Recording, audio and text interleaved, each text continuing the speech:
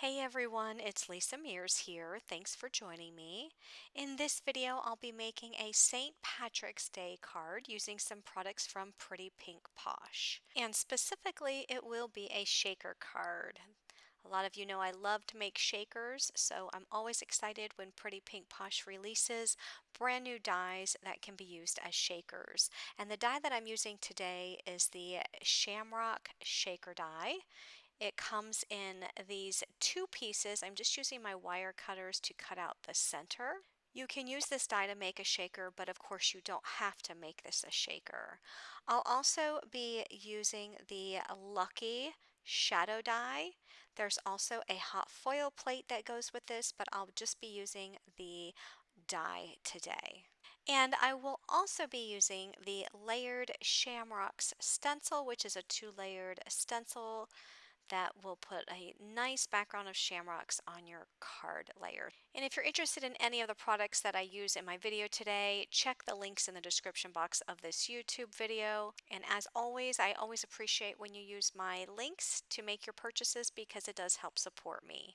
So I'm going to start out by using the layered shamrocks stencil, and I'm going to make a rainbow of shamrocks on my card layer. Now there are two stencils in this set, and I'm starting out with the first stencil. You can use them in either order you want.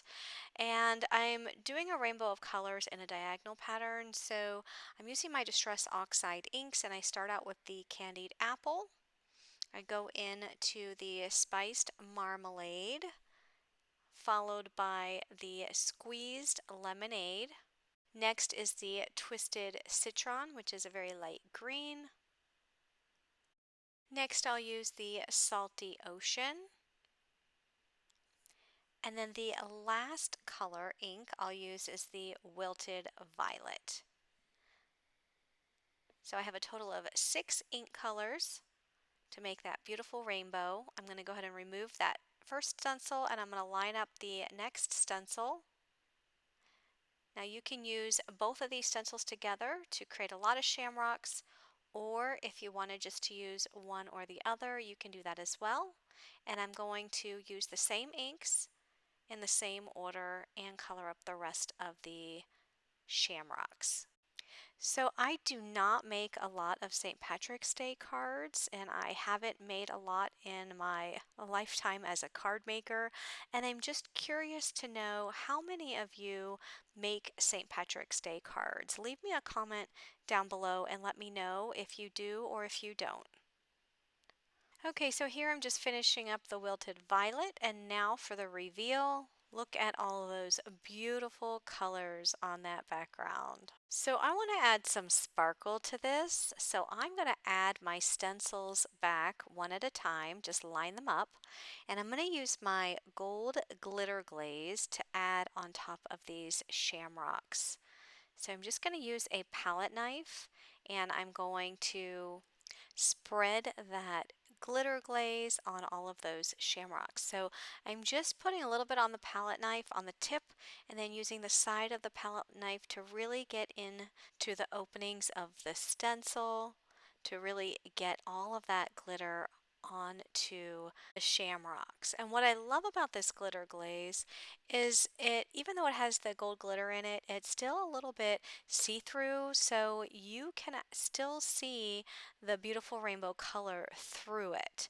So it's not covering up the color at all, it's just adding that gold to all of those shamrocks. Once I finish adding the glitter glaze to this layer, I'll remove it and I will dry that with a heat tool, or you can just set it aside and let it dry on its own, but it needs to be completely dry before adding the next stencil.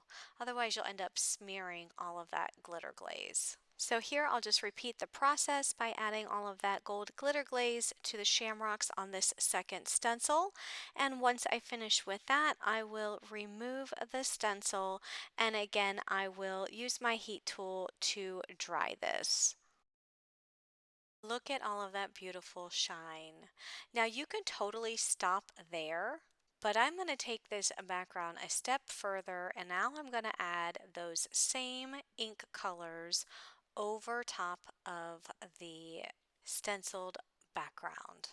Now that glitter glaze is completely dry and it acts as a resist when I add all of these colors back.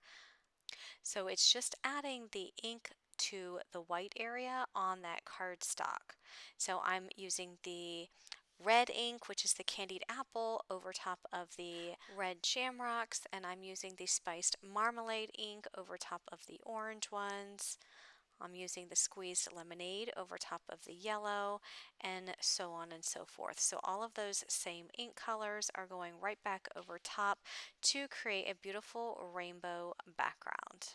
So I'll go ahead and set that background aside and I'll work on the shaker element. I've layered the two shamrock dies together and I added some mint tape to hold it in place while I ran it through the die cut machine, and that gives me a stitched frame that I can use for the shaker shamrock.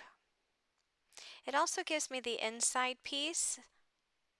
I'm not going to be using the inside piece today. I'm also going to take the largest shamrock die and die cut a piece of acetate. That'll be the cover for all of the shaker pieces. And I'm also going to die cut the same two dies, layered the smaller one inside the larger one, and die cut a piece of foam. You don't have to do this step, but you will need foam, so if you have foam strips, that'll work too. I just figured it would be easier since I did have the foam squares that I can easily die cut and create a shamrock shape that I can just stick on to the back of the green frame that I initially die cut. So here I'm just going to take that green frame, I'm going to add it to the acetate first, because I need something to hold all the shaker pieces into place. So that acetate is going to do the job and I'll be able to see all of my shaker pieces through that acetate window. So next I am going to add my foam piece directly to my card front. Even though it does have a sticky back, I'm gonna just add a little bit more glue to the back just to make sure that it does securely attach to that card front, being that that card front has lots of ink and it also has that glitter glaze on it. I want to make sure I get a good stick so that it does not come apart. I'm also going to be adding here the Pretty Pink Posh Lucky Day shaker beads to the inside. These shaker beads have a mix of greens and golds and whites in them. I did remove the backing off the top of the foam and I'm just lining up the green frame of the Shamrock shaker die and I'm just lining it up in place over top of the foam. I die cut the word lucky from the same green cardstock and just added across the top of my shamrock, and now I'll add that entire layer to an A2 size card base. So that will complete my card today, and I just love how this card turned out with that shaker element on top of that beautiful rainbow background. So once again, all supplies will be linked in the description box of this YouTube video. And if you liked this video, please give it a thumbs up. And if you like videos like this and want to see more, please click that subscribe button and turn on your bell notifications so that you'll be notified every time I release a new video. Thanks for watching and have a great day, everyone. Bye-bye.